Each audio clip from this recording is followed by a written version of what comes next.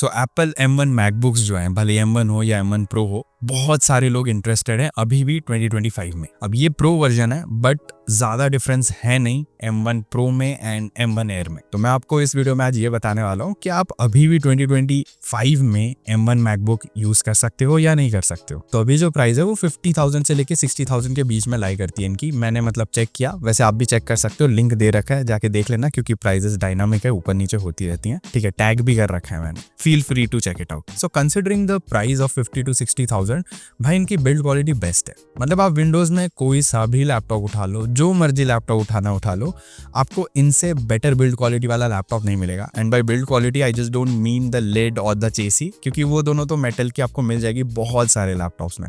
भाई ओवरऑल जो फील है एंड जो बिल्ड क्वालिटी है वो काफ़ी कमाल की है। मतलब आप कीबोर्ड को कंसिडर करना चाहते हो अगर कर लो, आप ट्रैक पैड को कंसिडर करना चाहते हो कर लो, डिस्प्ले की क्वालिटी, स्पीकर्स की क्वालिटी, इवन इस लैपटॉप को खोलने के बाद जो अंदर के कंपोनेंट्स हैं और जो 3.5mm जैक दे रखा है उसकी क्वालिटी, हर चीज़ को आप अगर कंसिडर करोगे, इनसे बेहतर ओवरऑल एक्सपीरियंस देने वाला लैपटॉप नहीं है भाई विंडोज़ में, नहीं है। इस प्राइस ब्रैकेट में तो बिल्कुल भी नहीं है। अब मैं अगर ट्रैक पैड की बात करूँ, आपको यकीन नहीं होगा, ट्रैक पैड एक्चुअली दबता नहीं है। ट्रैक पैड में सिर्फ और सिर्फ हैप्टिक फीडबैक है, कंप्लीटली हैप्टिक फीडबैक पे काम करता है। ग्लास ट्रैक पैड है, बहुत कमाल का ट्रैक पैड है। प्रोबेबली आपके लाइफ का बेस्ट ट्रैक पैड एक्सपीरियंस करने वाले हो इस प्राइस ब्रैकेट में। इससे अच्छा ट्रैक पैड अगेन किसी भी विंडोज लैपटॉप में नहीं है। दूसरी चीज, इसका कीबोर्ड काफी अच्छा है, feedback is good, you will love the typing experience, plus काफी ज्यादा लॉन्ग लास्टिंग कीबोर्ड है, ऐसा नहीं कि जल्दी खराब हो जाता है। कमिंग टू द स्पीकर्स, बहुत बढ़िया स्पीकर्स है, ना सिर्फ लाउड है, ना सिर्फ क्लैरिटी है इनमें, बट डेप्थ भी है और बेस भी फील करोगे, जो अगेन किसी विंडोज लैपटॉप में आपको नहीं मिलने वाला है। और मेरी बात भी यकीन नहीं है तो ये सैंपल सुन लो आप।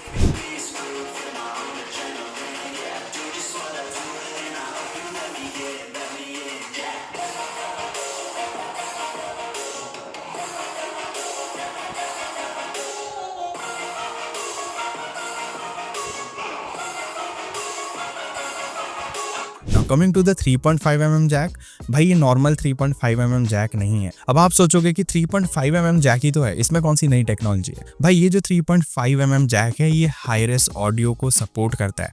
जनरली जो लैपटॉप्स मिलते हैं, मतलब विंडोज लैपटॉप मिलते हैं इस प्राइस ब्रैकेट में, उनमें जो 3.5mm जैक होता है वो हाई रेस ऑडियो को सपोर्ट नहीं करता, आपको एक्सटर्नल डैक खरीदना पड़ता है। इसमें ऐसा नहीं है, इसमें कोई एक्सटर्नल डैक लगाने की ज़रूरत नहीं है। मतलब जो ऑडियो डैक्स आता है, कोई एक्सटर्नल ऑडियो डैक्स लगाने की ज़रूरत नहीं है।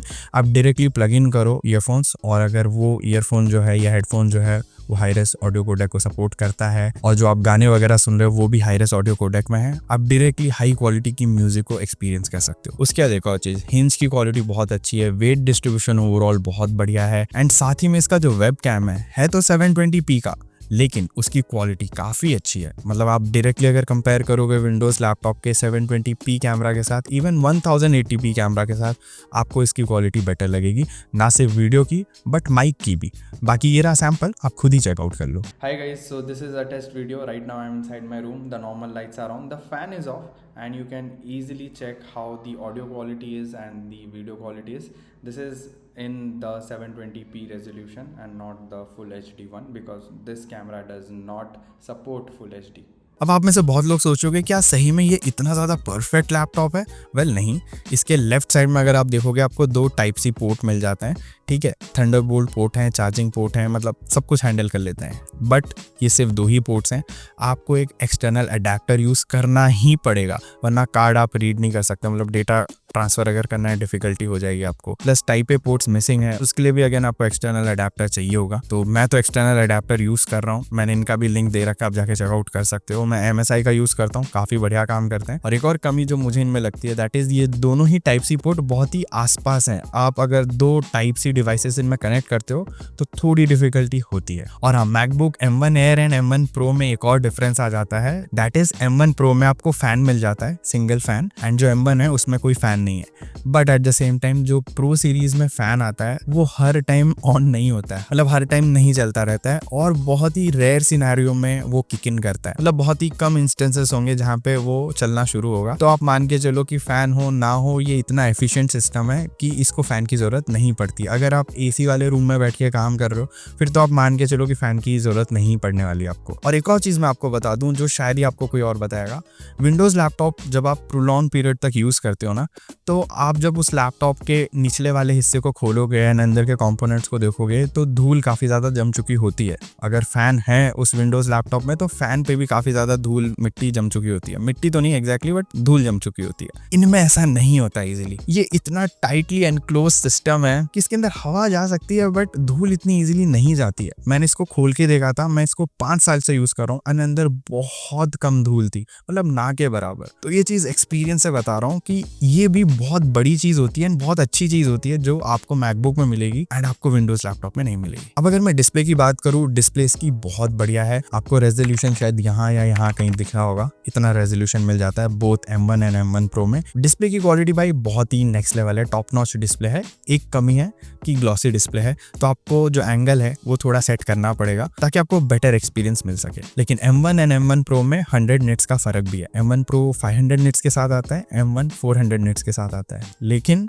विंडोज़ में अगर आप यूज़ करो आपको घंटा फर्क नहीं पड़ने वाला है, क्योंकि बहुत ही सिंपल रीज़न है, दोनों को ही आप 40 to 50% पे यूज़ करोगे, which is more likely similar nits of brightness है, तो आपको फ़र्क इतना पड़ेगा नहीं। हाँ, अगर आप बाहर जाते हो तो आपको थोड़ा डिफरेंस नज़र आएगा। M1 Pro डेफिनेटली थोड़ा ब्राइट लगेगा, बट अगेन अगर डायरेक्ट सनलाइट के नीचे देख रहे हो लैपटॉप तो आपको इसमें भी डिस्प्ले नज़र नहीं आने वाली है। बट कलर्स बहुत बढ़िया हैं। एडिटिंग करते टाइम अगर कलर ग्रेडिंग का काम है या इवन मूवीज़ वगैरह देख रहे हो तो आपको मज़ा आ जाएगा। मतलब यू लव द मीडिया जब भी आप मीडिया कंज्यूम कर रहे होगे। कुछ लोगों को अभी लग सकता है कि जो बेजल्स हैं वो थोड़े बड़े हैं, विच इज़ ट्रू, बेजल्स बड़े तो हैं, बट अगर आपको इतना फ़र्क नहीं पड़ता है तो सही रहेगा, आपको कोई इतनी दिक्कत नहीं आने वाली है बड़े बेजल्स की वजह से। M1 Air और Pro में दोनों में सेम चिप यूज़ होती है, सिलिकॉन M1 चिप, जो आई गेस 5 नैनोमीटर पे बेस्ड है। बहुत ही नेक्स्ट लेवल एफिशिएंट चिप है, रेवोल्यूशनरी चिप है, एंड मैं बता रहा हूँ भाई क्या कमाल की परफॉर्मेंस देती है and at the same time battery backup भी देती है। मतलब ये जो लैपटॉप आप पीछे देख रहे हो इसको 4-5 साल हो चुके हैं, 100% से अभी 87% या 85% बैटरी हेल्थ पे आ गया है। बट अभी भी मैं अगर सिर्फ मीडिया कंज्यूम कर रहा हूँ ना, मैं आराम से 2 दिन की बैटरी निकाल सकता हूँ। इवन 2.5 दिन तक ये लैपटॉप बिना चार्ज के चल जाता है। हाँ, अगर एडिटिंग कर रहा हूँ बिना प्लग इन किए तो आप मान के चलो एक एडिट तो निकल ही जाता है, मतलब मीडियम लेवल की एडिट। एकदम हाई लेवल की एडिट तो भाई डिफिकल्ट हो जाएगा निकालना। बट स्टिल कंसिडरिंग कि 5 साल से यूज़ कर रहा हूँ, बैटरी हेल्थ कम हुई है, उसके बावजूद जितने भी विंडोज़ लैपटॉप आता है ना इस प्राइस ब्रैकेट में, उन सबसे बेहतर बैटरी बैकअप है इसमें। और बात यहाँ पे खत्म नहीं होती है, वो बैटरी बैकअप भी निकाल के दे रहा है विद दैट परफॉर्मेंस। मतलब उतनी तगड़ी performance with this amount of battery backup आपको और कोई विंडोज लैपटॉप नहीं देने वाला। And at the same time जो जीपीयू है उसमें 1 कोर का फर्क है। जो M1 Pro है उसमें 8 कोर का जीपीयू मिलता है, M1 Air में 7 कोर का जीपीयू मिलता है। फर्क है लाइक आप बोल सकते हो 7-10% का फर्क होगा ऑन पेपर। रियल लाइफ में आपको इतना डिफरेंस नजर ही नहीं आने वाला है। तो आप M1 Air अगर यूज कर रहे हो एडिटिंग के लिए तो बहुत बढ़िया मशीन है। जस्ट मेक श्योर कि 16 GB वाला वेरिएंट ले रहे हो अगर आपको 4K वीडियोस भी एडिट करनी है, वरना एक लेयर की 4K वीडियो आप एडिट कर सकते हो जो बेस वेरिएंट आता है उसमें। बट अगर आपको फुल HD वीडियोस एडिट करनी है तो 8 GB वाला वेरिएंट भी संभाल लेगा, कोई दिक्कत नहीं आएगी। लेकिन ऑनेस्टली 16 GB वाला वेरिएंट अगर मिल रहा है जस्ट गो फॉर दैट, क्योंकि इसमें आप बाद में रैम को अपग्रेड नहीं कर सकते हो। आपको स्टार्टिंग से ही डिसाइड करना पड़ेगा कि आपको 8 GB वाले के साथ जाना है या 16 GB वाले वेरिएंट के साथ जाना है। एक चीज़ और मैं बता दूं, 256 GB की इसमें आपको SSD मिल जाती है जो बहुत ज़्यादा फास्ट है, आपको दिक्कत नहीं आएगी, but at the same time काफ़ी कम है। आपको एक एक्सटर्नल SSD चाहिए ही होगी, या तो आप पहले से ही खरीदते टाइम अपनी SSD की जो कैपेसिटी है वो बढ़ा लो, या फिर आप बाद में एक्सटर्नल SSD ले लो। मैंने बाद में एक्सटर्नल SSD ले लिया, सैमसंग की T7 बढ़िया काम करती है। डायरेक्टली प्लग करके मैं मूवीज़ देख सकता हूँ या फिर एडिटिंग भी कर सकता हूँ, कोई दिक्कत नहीं आती है। तो अगर आप एक्सटर्नल SSD लेते हो आपकी काफ़ी बचत भी होने वाली है, क्योंकि स्टार्टिंग में अगर आप SSD लोगे तो सीधा 20,000 रुपये का फटका पड़ेगा या मे बी उससे ज़्यादा का। तो एक्सटर्नल SSD भाई 7,000 में 1 TB आ जाती है, बढ़िया काम करती है। क्रेडिट कार्ड वगैरह होता है ना, उतना ही साइज़ रहता है इन SSDs का। तो स्टोरेज की दिक्कत डेफिनेटली है एंड एक्सटर्नल SSD तो आपको खरीदना ही पड़ेगा। अब बहुत लोगों का सवाल ये आता है कि ठीक है हमको परफॉर्मेंस अच्छी मिल गई, बिल्ड क्वालिटी अच्छी मिल गई, what about the Mac OS, उसका एक्सपीरियंस कैसा है? मैक OS का एक्सपीरियंस बहुत बढ़िया है। मतलब इतना ज़्यादा आप कस्टमाइज नहीं कर सकते हो जितना आप विंडोज़ में कर सकते हो, बट ईज ऑफ यूज़ है and at the same time customise करने की इतनी रिक्वायरमेंट नहीं है। एंड ऑल्सो ये हैंग नहीं होता इतना ज़्यादा, ना फ्रीज होता है ना हैंग होता है, कहीं चॉपीनेस या लैग फील नहीं होता है। मतलब ऑलमोस्ट लास्ट 5 सालों में शायद 1 या 2 बार ये फ्रीज हुआ होगा कभी, वरना नहीं, कुछ नहीं होता। रेगुलर सिक्योरिटी अपडेट्स हैं इसमें, रेगुलर ओएस अपडेट्स मिल जाते हैं which is quite good and again बहुत कम बग्स हैं इसमें। लेकिन कुछ ऐप्स जो हैं वो पेड ज़रूर आते हैं, बट क्रैक वर्जन भी बहुत लोग यूज़ करते हैं। I don't support piracy, but अगर आप यूज़ करना चाहो कर सकते हो। ऐसा कुछ भी नहीं है कि क्रैक सॉफ्टवेयर नहीं मिलते हैं, सब मिल जाता है। अगर हाँ गेमिंग करनी है तो मैं बोलूँगा गेमिंग लैपटॉप लो। गेमिंग करना इसमें डिफ़िकल्ट है, काफ़ी ज़्यादा मतलब आपको जुगाड़ लगाना पड़ेगा एंड शायद उसके बाद भी उतना तगड़ा एक्सपीरियंस ना मिले। तो गेमिंग अगर करना चाहते हो मैं बोलूँगा इस लैपटॉप से दूर रहो। बट अगर आपको सिर्फ और सिर्फ काम के लिए लैपटॉप चाहिए जिसमें आप एडिटिंग कर सको, बैटरी बैकअप अच्छी चाहिए, मीडिया कंज्यूम करना चाहते हो या बिजनेस लैपटॉप ढूंढ रहे हो, इससे अच्छा लैपटॉप अभी भी आपको पूरे मार्केट में नहीं मिलेगा जो ना सिर्फ परफॉर्मेंस अच्छा दे, ना सिर्फ बैटरी बैकअप अच्छा दे, बट ओवरऑल एक लैपटॉप का जो अमेजिंग एक्सपीरियंस है वो भी आपको दे। एंड अभी भी 2025 में अगर ये लैपटॉप लोगे 4-5 साल निकल जाएंगे इस लैपटॉप के साथ। तो दोस्तों ऐसी वीडियोस देखने के लिए सब्सक्राइब जरूर कर लेना, लाइक जरूर करना एंड अगर आपका कोई भी फर्दर सवाल है, सुझाव है तो कमेंट करके जरूर बताना। मैं मिलता हूं आपको अगले वीडियो में। Until then, over and out.